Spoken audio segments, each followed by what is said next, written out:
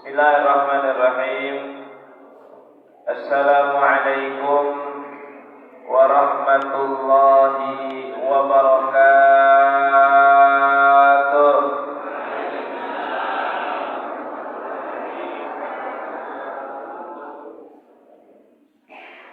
Bismillahirrahmanirrahim. Alhamdulillahi rabbil alamin. Wassalatu wassalamu ala sayyidina wa habibina wa syafi'ina wa maulana Muhammadin wa ala alihi wa sahbihi ajma'in, amma ba'd. Subhanaka la ilma lana illa ma 'allamtana innaka antal alimul hakim. Rabbi shrah li sadri wa yassir li amri wahlul 'uqdatam min lisani yafqahu qawli. Rabbi zidna ilma warzuqna fahma wa alhiqna bis salihin. Amin ya rabbal alamin. Hadratal mukarramin wal muhtaramin yang sama-sama kita hormati dan kita muliakan, segenap jajaran pengurus DKM Masjid Jami Nurul Falah, Ustaz Uus Firdaus selaku ketua beserta para penasehat, para orang tua dan seluruh jajaran pengurus yang ada pada kesempatan subuh kali ini. Bapak kepala dusun yang alhamdulillah senantiasa hadir, para asatid, para orang tua seluruhnya yang mohon maaf izin saya tidak sebut nama satu persatu, namun tidak mengurangi rasa hormat dan ta'zim kami kepada para bapak ibu hadirin seluruhnya. Para bapak dan ibu sekalian yang dimuliakan oleh Allah Subhanahu wa taala, alhamdulillah subuh hari ini terasa berbeda karena pada hari ini jumlah yang hadir jumlahnya meningkat lebih banyak daripada pengajian-pengajian biasanya. Alhamdulillah. Mudah-mudahan Allah Subhanahu wa taala senantiasa menghadirkan kekuatan istiqomah buat kita untuk senantiasa beribadah kepadanya. Mudah-mudahan pada bulan-bulan minggu-minggu yang akan datang pengajiannya yang hadir tidak kurang jumlahnya daripada yang sudah hadir pada hari ini. Dan mudah-mudahan yang hari ini nanti akan diberikan santunan, Allah jadikan santunan yang disampaikan sebagai wasilah untuk mendekatkan diri kepada Allah, dan yang menyampaikan santunan, menitipkan santunan kepada DKM Masjid, mudah-mudahan amal ibadahnya diterima oleh Allah Subhanahu wa taala. Amin ya rabbal. Bapak ibu sekalian yang dimuliakan Allah Subhanahu wa taala, pada pertemuan yang terdahulu saya menyampaikan dan kita bahas bersama bahwa ada 10 amal perbuatan yang disebutkan oleh Al-Imam Sufyan Ats-Tsauri sebagai orang-orang yang jahat. Padahal amalnya sudah bagus, yang dia udah amalin sudah bagus, tapi dia melupakan sedikit daripada apa yang dia amalin itu ada yang kurang, jadilah dia sebagai orang yang jahat. Dari 10 yang kita bahas pada pertemuan yang lalu, kita sudah bahas 5 di antaranya. Maka sebelum saya lanjutin, saya ingetin lagi apa aja yang udah kita bahas, biar kagak lupa. Kata Imam Sufyan Ats-Tsauri, beliau menyampaikan asyaratu asya, ada 10 perkara minal jafai, termasuk daripada amalan orang jahat. Yang pertama, seseorang rajin berdoa tapi buat diri doang, dia lupa doain orang tua, dia lupa doain saudara yang muslim, maka orang ini orang jahat. Yang kedua, seseorang membaca Al-Quran, seseorang mengajarkan orang untuk rajin baca Quran, tetapi dia lupa untuk membaca Al-Quran sehari semalam sekurang-kurangnya 100 ayat. Ini juga termasuk golongan orang jahat. Yang ketiga, seseorang datang ke masjid, tetapi dia keluar dari masjid tanpa melakukan penghormatan bagi masjid dengan melaksanakan sholat sunat tahiyatul masjid, atau sekurang-kurangnya dia masuk masjid tapi tidak membaca zikir yang menjadi penghormatan buat masjid. Ini juga termasuk orang jahat. Yang keempat, seseorang melalui atau melewati kuburan tetapi tidak memberikan salam buat ahli kubur dan tidak mendoakan ahli kubur yang muslim yang dia lewati kuburannya. Itu juga orang jahat. Dan yang kelima, seseorang masuk ke dalam suatu kota pada hari Jumat tetapi dia tidak melaksanakan sholat Jumat. Ini juga termasuk orang jahat. Maka kita masuk kepada perkara yang keenam dari 10 perkara ini. Apa itu? Bismillahirrahmanirrahim. Qala al-musannif rahimahullahu ta'ala wa nafa'ana bihi wa bi ulumihi fid dharain amin. Wasadis. Apa Bu? Wasadis. Apa Bu? Yang keenam. Sadis itu bukan sadis Bu. Bahasa Arab sadis itu artinya yang keenam. Wasadis dan yang keenam daripada perkara yang masih termasuk golongan orang jahat itu adalah rajulun, seorang laki-laki, awil ro'atun atau perempuan. Jadi bapak-bapak masuk, ibu-ibu juga masuk. Apa dia? Nazala fi mahalatihi ma'alimun wa lam yadhhab ilaihi ahadun liyata'allama minhu syai'an minal ilm. Seorang laki-laki, seseorang perempuan datang ke tempat tinggalnya seorang alim, seorang ulama, tetapi dia tidak menghampiri ulama tersebut untuk mengambil ilmu. Ada orang alim datang ke kampung Kalijambe, datang ke kampung kita, mampir ke masjid kita, menyampaikan ilmu. Orang-orang kagak ada yang ngambil ilmu dari orang tersebut, maka orang satu kampung itu kategorinya orang jahat. Apa sebabnya? Sebabnya yang pertama, karena setiap orang itu harus menuntut ilmu. Menuntut ilmu hukumnya wajib. Kita nanti bakal ditanyain. Yang ditanyain, lu ngaji apa kagak? Kalau kita kagak ngaji, siap-siap kena hukuman. Kalau kita udah ngerti, gimana Ustaz? Kategori ngertinya kayak gimana? Minimal kita mengetahui perkara-perkara yang wajib kita ketahui. Ini perkara sholat masih banyak kagak ngerti.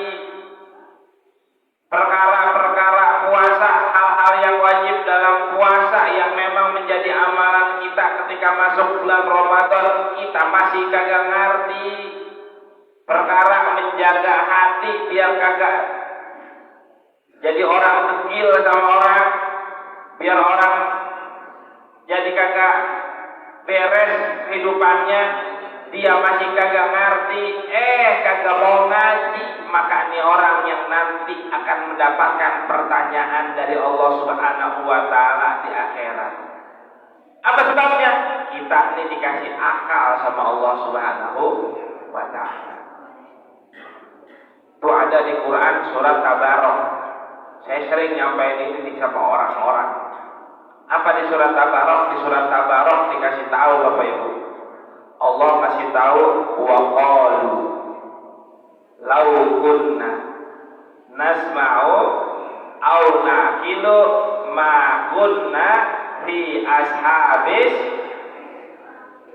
surat Tabarok.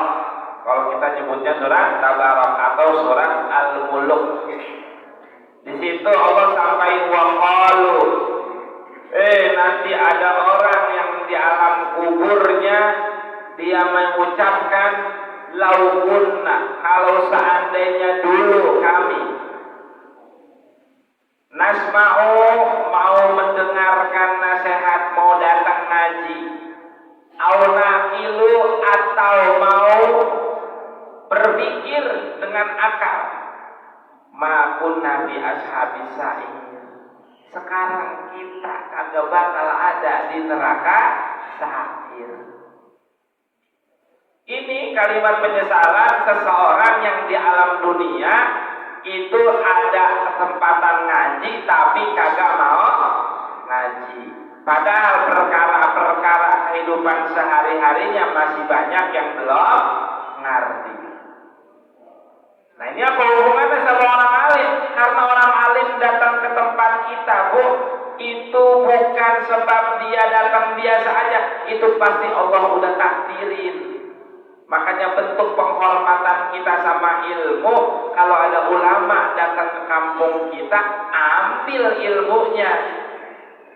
Jangan sampai tuh ulama pergi dari kampung kita tanpa ada orang yang mengambil ilmu darinya. Orang yang melakukan hal demikian tidak mendatangi ulama pada saat dia datang, maka dia termasuk orang jahat. Ya, Bu. Kayaknya mah orang sini mah kalau lempengan lagi ada penceramah, apalagi yang udah nongol di TV, rame apa kagak? Rame. Rame. Ini aja ngaji yang biasa begini rame, alhamdulillah. Sampai orang muat. Ayo dah, ibu-ibunya rada majuan lagi biar yang datang belakangan bisa masih keduman tempat duduknya. Bapak-bapaknya suruh majuan, Pak.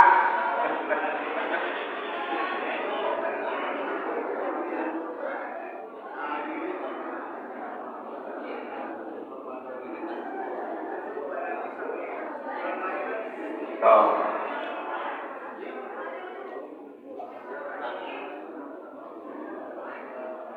Jadi yang perkara nomor 6, seorang alim datang ke suatu kampung, tapi tidak ada seorang laki-laki atau perempuan yang mengambil ilmu dari seorang alim tersebut, maka orang-orang yang ada di kampung tersebut adalah orang jahat. Kemudian yang ketujuh, ini banyak nih kita nih yang nomor 7. Wasabi yang nomor 7. Rajulani, ada dua orang. Tarafaqa walam yas'al ahaduhuma an ismi sahibihi. Seseorang duduk bareng, samping-sampingan, tapi dia kagak kenal, kagak nanyain nama orang yang ada di sampingnya.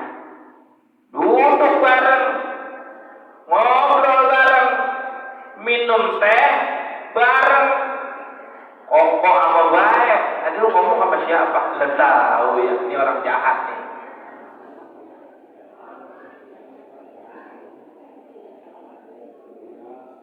Jadi tanya Pak teman kanan kirinya. Jangan sampai kita duduk bareng, saling berpisah, padahal tadi kita dalam salah satu pembicaraan banyak yang dibicarakan, dari hal-hal yang bermanfaat sampai yang jauh dari kata manfaat. Kalau kita berpisah begitu saja, lu tadi ngobrol sama siapa? Lah tahu ya. Ngobrol kayak gua mana? Ini kita kalau bertemu sama orang, apalagi sudah ada tegur sapa di dalamnya, maka salah satu hak yang perlu untuk kita lakukan itu adalah saling mengetahui daripada teman berbicara kita. Siapa nih orangnya? Maka agama kita seperti memberitahu adab yang benar kalau kita mau ngobrol sama orang. Jangan sampai kita dapat ilmu, dapat nasihat dari obrolannya, tapi tidak lupa sama yang menyampaikan nasihat itu. Ya, coba ya, coba ya. Oh, paling kagak sama yang sampingnya. Kalau saya mengenal satu dia nggak samping kanan saya, buat terus doa, ya kan? Maka penting bagi kita karena ini yang menjadi adab. Maka nih ibu-ibu, ini banyak nih kayaknya ini banyak jamaah pengajian baru nih. Ya kan? Coba tanyain ini siapa namanya? Karena kalau nggak ditanyain namanya sampai kita keluar dari sini kanan kiri kita, maka kita termasuk kategori orang jahat yang disampaikan oleh Al-Imam Sufyan Ats-Tsauri. Kemudian wasamin yang ke-8, rajul da'ahu rajulan ila diyafatin falam yadhhab ila diyafah. Yang nomor 8, seseorang mengundang seseorang yang lainnya untuk hadir dalam sebuah acara, tetapi dia tidak menghadiri undangan tersebut. Kita nih diundang untuk hadir dalam sebuah acara, maka kita harus mendatangi undangan tersebut. Kenapa? Karena itu termasuk hak saudara kita. Dalam sabdanya Nabi SAW, hakul muslim ala muslim situn. Ada 6 perkara daripada hak sesama muslim. Salah satu di antaranya, kalau kita diundang, maka kita harus datang. Apalagi undangannya undangan kawinan, ini wajib kita datang. Jadi undangan tuh Bapak Ibu, ada yang kita datang itu hukumnya sunnah, bagus kita buat datang. Ada undangan juga yang hukumnya wajib buat kita datang. Apa yang hukumnya wajib buat kita datang? Kalau kita diundang acaranya acara nikahan, itu kita wajib buat datang Bapak Ibu. Tapi kalau seandainya undangan acaranya acara yang lainnya, maka kategorinya itu sunnah mustahab buat kita datang. Jadi yang wajib kalau diundang itu kita wajib datang. Ustaz lagi bokeh amat ini kita, kagak ada duit buat ngamplopin, masa datang doang? Yang wajib datang. Yang wajib datang. Kemarin dia ngutangin sama saya, malah dewan lagi, merahan. Masa kagak saya pulangin? Nah ini yang saya harus lurusin Bapak Ibu. Kita kalau ngasih dalam acara pernikahan, jangan niat ngutangin, kagak berkah.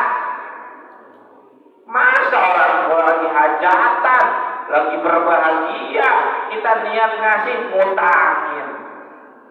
Ntar kalau itu nganten tahu-tahu mati, dia pasti berutang itu. Maka ini jangan sampai jadi kebiasaan di kita. Acara kemarin, wah undangan pas dia merah, dia balikin hijau. Lah coba itu. Tanda ini. Kalau lagi ketemu, diem baik. Ngapa lu marah sama gua? Diem baik. Ya, akhirnya paksa-paksa. Gua kemarin lagi lu hajatan, gua kasih yang merah, lu balikin sama gua yang hijau. Udah gitu datang mau rame-rame, ini lu ajak, anak lu ajak, mantu lu ajak, cuma hijau. Nah wajib tuh kita datang Bapak Ibu. Yang wajib kita datang. Maka saya pernah dapat anjuran dari saya punya guru. Apa? Kita kalau ngasih amplop jangan dinamain. Jangan dinamain. Biar kagak jadi orang yang ngutangin. Ya kan? Tuh. Ya Ustaz, ntar kalau ada orang ngasih duit 2.000, ntar kata saya lagi. Wah jangan 2.000, kebangetan amat. Nah, parkir itu mah bukan buat kondangan. Kondangan 2.000. Beli amplop kayak habis buat beli amplop itu 2.000. Beri nama ini. Ya kan? Akhirnya nanti jadi fitnah. Maka ada guru saya yang lain kasih tahu, kita nulis nama tapi kagak niat ngutangin biar tidak terjadi fitnah. Ya Bapak Ibu ya. Jadi kalau kita datang kondangan jangan niat ngutangin. Ya, jangan niat ngutangin. Pun sama yang lagi hajatan juga sama. Kita undang orang biar didoain. Bukan biar orang-orang pada ngasihin duit sama kita. Bikin hajatan banyak-banyak, ntar balik dari amplop, ujung-ujungannya jauh dari itu. Maka jauh acaranya dari keberkahan Allah Subhanahu wa ta'ala. Jadi kalau ada undangan wajib buat kita datang Bapak Ibu. Apalagi undangannya undangan nikahan. Tapi ada yang asalnya wajib jadi kagak wajib. Kapan? Kalau di tempat acara tersebut ada yang namanya perbuatan maksiat. Kalau ada maksiat, maka status kedatangan kita yang tadinya wajib jadi kagak wajib. Apa sebab? Karena ada maksiat di dalamnya. Tapi kita masih ada keharusan buat datang, maka kita datang di lain waktu pas maksiatnya kagak ada. Maafin ya, kemarin gua kagak datang ke tempat lo. Awal ngapa kali di rumah gua hujan tiba-tiba tuh, gitu kayak nggak apa-apa borok, biar supaya tidak terjadi yang namanya bermusuhan satu sama lain. Kemudian yang kesembilan amalannya orang masih kategorinya orang jahat itu adalah syabun. Apa Bu? Syabun, bukan sabun, pakai syab. Kalau sabun pakai bahasa Arab pakai sabunun, itu bahasa Arab sabun. Tapi kalau syabun artinya pemuda. Seorang pemuda yudai syababahu, menelantarkan waktu masa mudanya, wa wafarikun, padahal dia orang kosong, nganggur, gak ada kerjaannya. Walam yatlubil ilma wal adab, dia tidak mencari ilmu, dia tidak belajar ilmu dan adab. Jadi orang pemuda dikategorikan sebagai orang jahat kalau dia menyia-nyiakan masa mudanya tidak dipakai buat menuntut ilmu. Orang kalau masih muda dijelasin dikit gampang paham. Kalau orang udah pada tua ngaji di sini nih, ya mudah-mudahan si orang sini mah kagak ada. Tadi baru dijelasin. Kagak usah jauh-jauh, baru pakai sandalnya lupa. Tadi Ustaz ngomong apa? Sudah tahu. Itu orang tua. Karena memang disampaikan orang tua mah kalau belajar itu seperti mengukir di atas air. Kagak kelihatan lagi itu mana yang gua ukir. Apa yang tadi gua pelajarin. Beda sama orang muda. Maka orang muda dia punya kewajiban buat belajar, apalagi dia adalah orang yang tidak ada kerjaannya, nganggur. Ini pengajian pemuda ada Bapak Ibu di sini. Malam Sabtu anak-anak muda pada ngaji di masjid kita. Lagi awal-awal yang ngaji rame Bapak Ibu, anak-anak muda. Anak-anak muda ngaji malam Sabtu awal mula yang ngaji rame. Pas habis lebaran tahun kapan kali itu? Yang hadir mulai dikit. Syukur-syukur saya mah husnuzon saat itu. Jangan-jangan anak muda sini pada dipondokin semuanya. Pada mondok semua. Kalau bapak ibu anak yang kagak disuruh ngaji nggak apa-apa. Yang penting di rumah diajarin sendiri. Ada waktu kita buat ngajarin ngaji sama anak-anak kita. Tapi kalau seandainya di rumah kagak diajarin, kita kagak maksain dia tuh anak-anak kita buat belajar juga, maka ini nanti orang tua akan ditanya oleh Allah Subhanahu wa taala, dimintakan pertanggungan jawab. Jadi anak muda itu ada kewajiban tambahan, yaitu dia punya kewajiban buat menuntut ilmu dan belajar adab. Dan yang ke-10 wal ashir, dan yang ke-10 rajulun syahbanun, seseorang dalam kondisi kenyang, wajaruhu jai'un, dia punya tetangga lagi kelaparan, wala yu'tihi syai'an min ta'amihi, tapi dia tidak memberikan makanan untuk tetangganya yang lagi kelaparan. Seorang tidur dalam kondisi kenyang, tetangganya belum makan seharian, lalu dia dengan nyaman tidur, tidak mencari tahu apakah tetangganya udah makan apa belum, maka ini juga kategorinya orang jahat. Kategorinya orang jahat.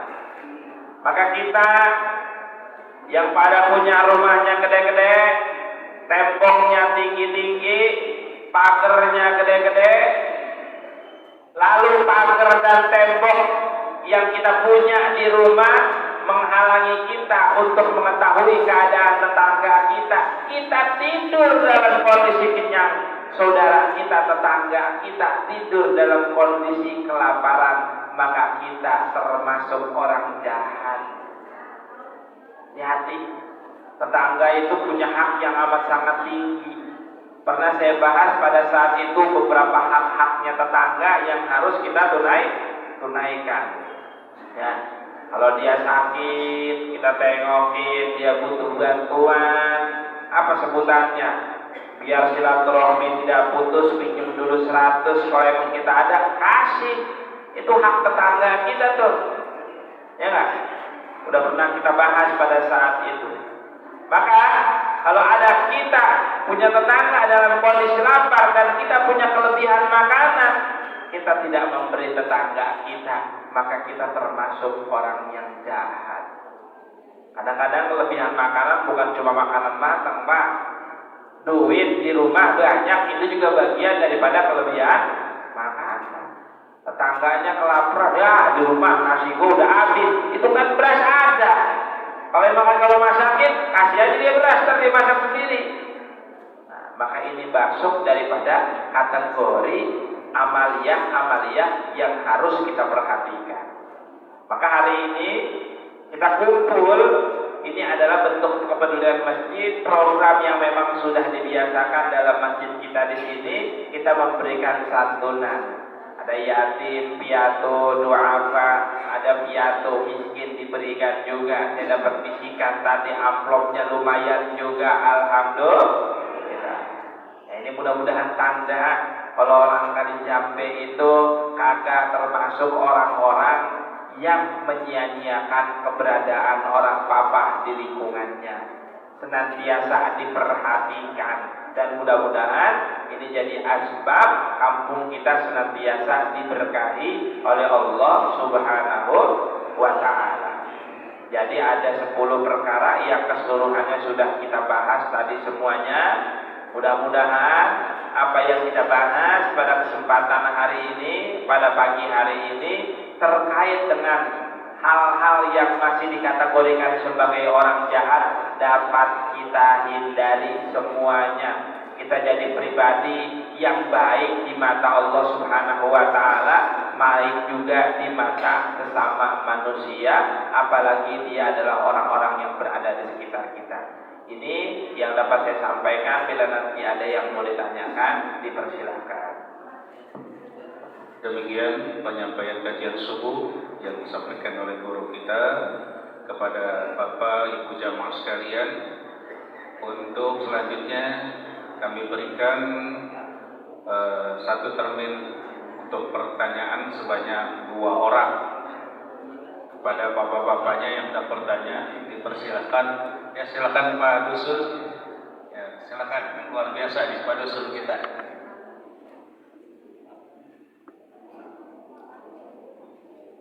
Assalamualaikum warahmatullahi wabarakatuh. Terima kasih kepada KM bisa diberi kesempatan untuk bertanya. Pertanyaan saya Pak Ustaz menyangkut kematian.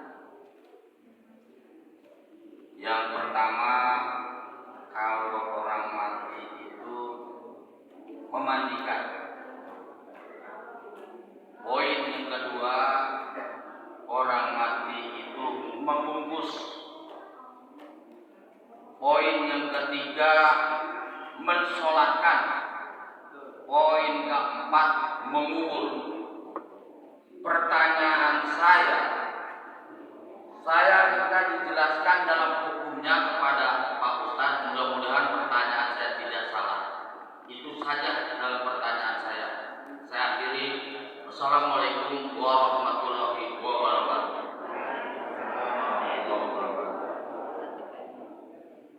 Ya, pertanyaannya tentang kewajiban terhadap orang yang meninggal bagi kaum muslimin atau kita semua yang masih hidup.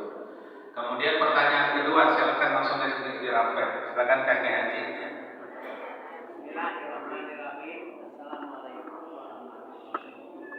Waalaikumsalam warahmatullahi wabarakatuh.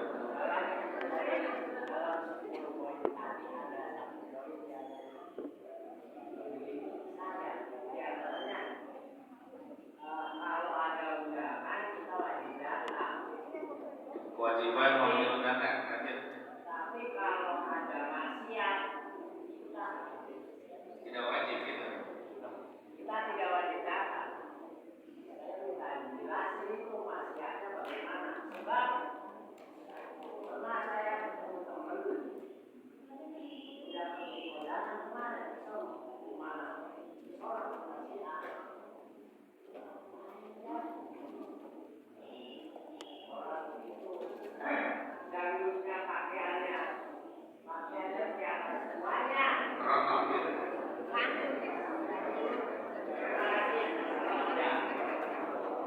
Ya, tentang kategori maksiat dan kewajiban memenuhi undangan sehingga tidak wajib, kita penjelasannya. Udah 2 pertanyaan. Pertanyaan terakhir berarti ya langsung dijawab oleh guru kita kepada Ustaz Khalid Fadl. Bismillahirrahmanirrahim. Jadi ada sesuatu yang wajibnya buat kita itu wajib kifayah atau sebutannya fardu kifayah. Fardu kifayah itu adalah yang kalau sudah ada orang lain yang melaksanakan, maka gugur kewajiban kita untuk melaksanakan itu. Salah satunya adalah pengurusan jenazah.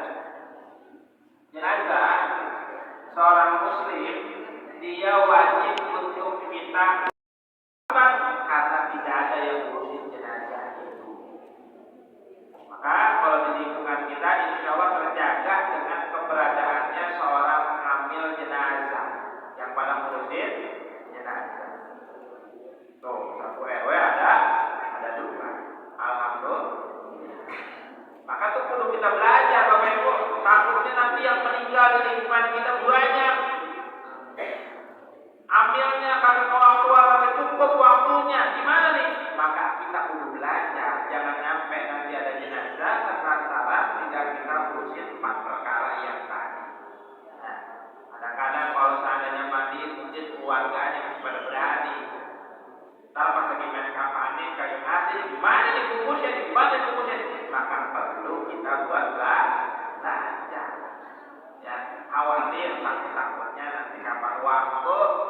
nggak ada kondisi yang dimana kagak ada orang lain kecuali kita yang melakukan. Kalau ada jenazahnya masih kecil gimana? Kalau dia sudah lahir, sudah oak-oak, wajib untuk disolatin, dibungkusin, dikuburin, ya, dimandiin, itu wajib. Hatta orang yang berkuburan bentukannya janin, maka wajibannya itu tanpa disolatin karena dia lahirnya sudah kondisinya meninggal dunia masih janin. Ya, tapi kalau udah brojol, udah sempat oak-oak, maka wajib juga untuk disolatkan. Dikuburin nggak? Ya dikuburin lah, ya, dikuburin. Ya, jadi itu yang terkait dengan ngurusin jenazah. Jadi ngurusin jenazah itu termasuk kewajiban kita, Bapak. Ya, tapi ini wajibnya namanya adalah fardu kifayah atau wajib kifai yang hanya sebagian orang saja yang melakukan. Kita yang tidak ikutan, maka kita tidak terkena dosa. Dapat pahala nggak kita yang nggak melakukan? Apalah yang dapat pahala yang ngurusin.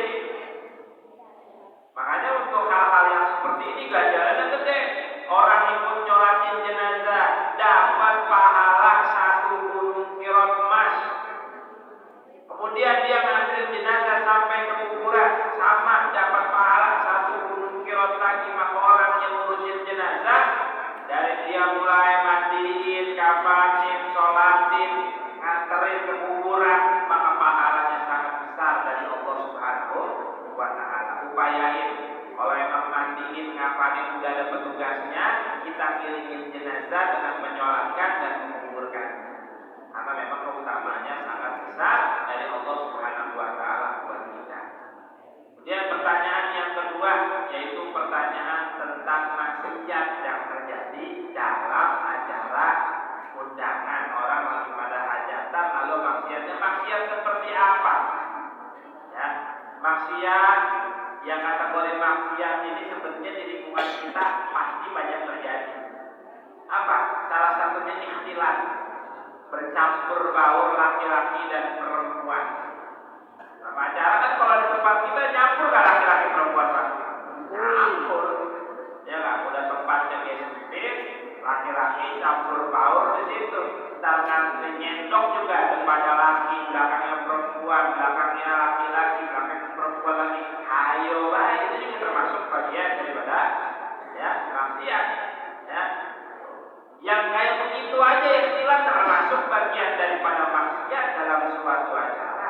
Apalagi ada dangdutannya, apalagi yang nyanyinya perempuan, apalagi pakaiannya sampai kurang-kurang belahan, udah jelas belahan itu maksiatnya. Ada yang nyawer, ada covernya, ya ini mah udah jelas-jelas banget, ya, udah jelas banget. Tapi jangan dijadiin alasan lu ngapa lu baca doa, kalau bacaannya besok manusia, orang muda, ya, jangan jadiin alasan. Kalau kita agak mau datang, jangan ngajak-ngajak orang. Kalaupun seandainya kita nggak datang di hari itu, biar supaya silaturahmi kita sama saudara kita yang punya acara tidak terputus, datang besokannya atau datang malam angkatnya bagus. Insya Allah pas malam angkat bener tuh acaranya.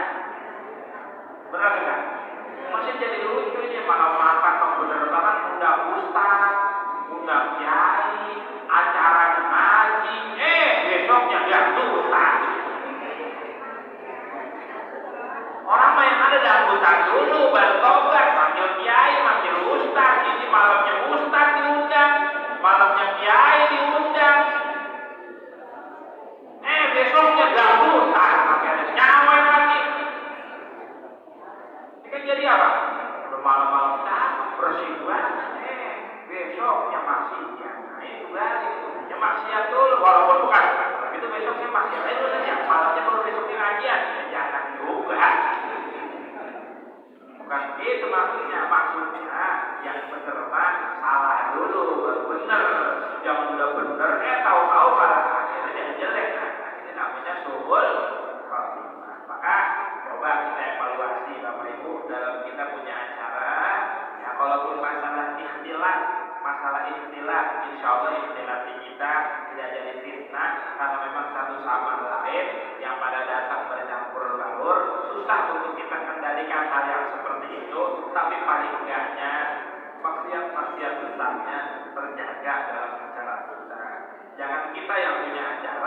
malah bikin adanya maksiat-maksiat tersebut. Salah satunya yang tadi yang dicontohin Allah, ada yang nyanyi dibuat pakaiannya orang seperti hukum kalau kita mau membahas dari waktunya cukup ini musik lagu itu musik lagu itu hukumnya tergantung dengan efek apa yang terjadi saat dia menyanyikan itu.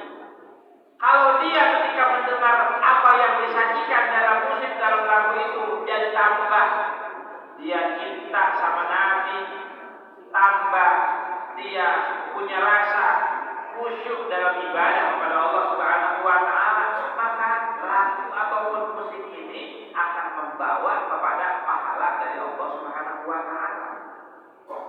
Tapi kalau seandainya lagunya malah bikin kepada hal-hal yang dilarang dalam agama, maka lagu ini juga menjadi perbuatan yang dilarang dalam agama.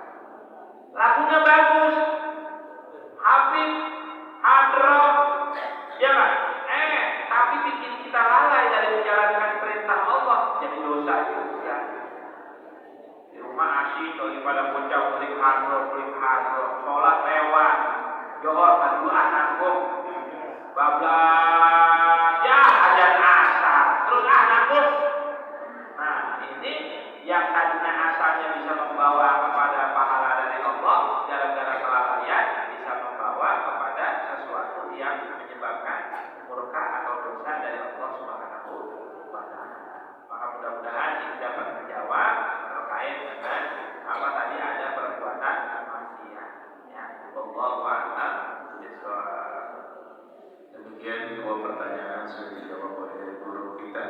Untuk selanjutnya, sebelum acara sebagai santunan yang disampaikan oleh Bapak Ketua PKPI, saya sampaikan satu kepres buat yang bisa jawab. Ya, buat yang bisa jawab.